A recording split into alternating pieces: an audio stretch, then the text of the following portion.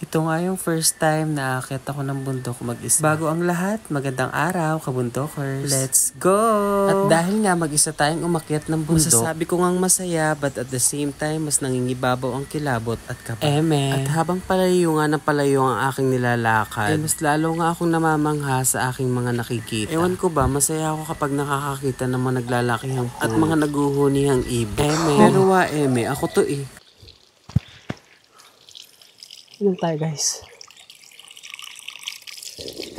At nung nandun na nga ako sa mga naglalakihang puno, ako'y kinilabutan at nagtaasan ng aking mga balahibo. At pagka nga ganoon, lahat ng pwede kong maisip ay naiisip ko. At ang feeling ko'y maraming matang nakatingin sa akin. Kaya ang inisip ko na lang, hindi ako pwedeng matakot dahil ako'y mag-isa. At syempre, kailangan ko rin makauwi.